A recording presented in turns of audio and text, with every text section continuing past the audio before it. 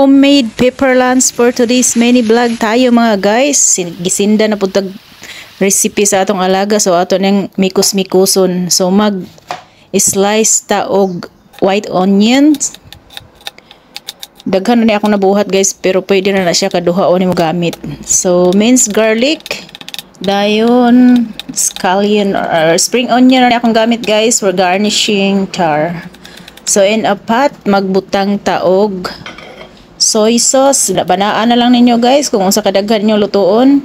Ang minced garlic, onya asukar og honey, kuraw-kuraw na nato guys nya para mulapot ato na siyang butangan og tubig nga may cornstarch. So mao na siya nya atong ibutang sa atong blender kay ato na siyang i-blend, pero pwede ra pug dili nara ninyo. So ako na ning i-blend, gisunod na ako ang recipe nga gisend sa akong alaga.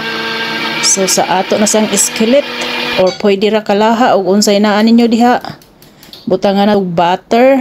I-melt na to ang butter guys, usa na to ibutang ang atong white onions. To lang lutuon og kadiyot, ibutang na nato atong kanon sa tunga. Mikos-mikuso na lang na to guys. Unya ibutang na nato atong sliced beef. Gamay ra na akong gibutang kay okay ramang dili man kay sila daghan og kaon og karni. So sunod nato ang sweet corn, nya ibutang na nato ang atong sauce sa ibabaw sa kanon. Nya ibutangan daig butter sa babaw guys. Unya ang pepper, ground pepper.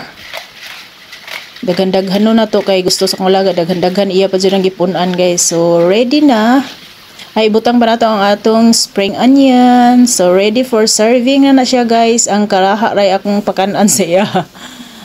So mao na siya guys, ang atong homemade pepper lunch. Kuwangan sauce, gipunan akong sauce gamay kay kuwangan daw. So gikuraw-kuraw na sa akong alaga kay iyan na ng habhabon. So that's all for today's mini vlog. That's all for today's mini vlog guys. Thank you for watching. Bye. Follow for more.